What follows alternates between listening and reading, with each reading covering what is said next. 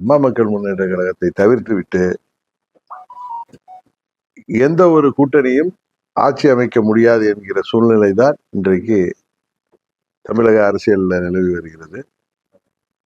நான் ஏதோ இத அதீத நம்பிக்கையில எல்லாம் சொல்லல. இன்றைக்கு அரசியல் சூழ்நிலை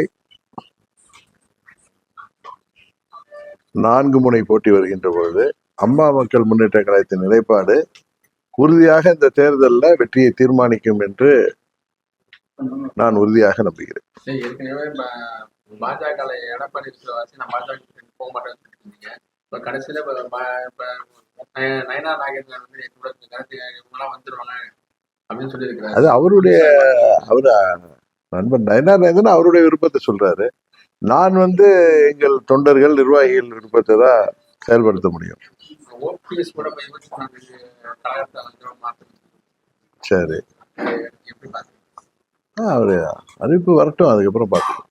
இல்ல என்டிஏ கூட்டணியில எடப்பாடி பழனிசாமி இருந்தாருன்னா நான் பிஜேபியோட கூட்டணி இருக்க மாட்டேன்னு தெளிவா சொல்லிட்டு, ஆனா இப்ப நடந்த செயற்குழு கூட்டத்துல அவர் பெரும்பான்மை அவங்களுக்கு எடப்பாடிக்கு தான் இது பண்ணிருக்காங்க. அமித்ஷா எந்த செயற்குழு இப்ப நடந்துச்சு அவங்களுக்கு நடந்துச்சு எடப்பாடி திமுக. சரி, அதுல இப்ப பெரும்பான்மை அவரை தான் தேர்ந்தெடுத்திருக்காங்க. அவர்தாங்கிறத அவர் தன்னுடைய மெஜாரிட்டியை காட்டியிருக்காரு, பிஜேபி காட்டியிருக்காரு. அது பிஜேபிக்கு அவங்களுக்கு உள்ள பிரச்சனை. அது பிஜேபி அதை என்னன்னு பாக்கணும். நீ எங்களை இதுல அம்மா மக்கள் முன்னேற்ற கழகம் நான் திரும்பி சொல்றேன், திரும்ப சொல்றேன்.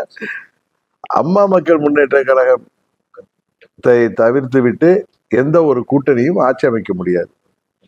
நாங்கள் இடம்பெற போகின்ற கூட்டணி தான் உறுதியாக வெற்றி அடையும். அதுதான் இன்றைக்கு கள நிலவரம்.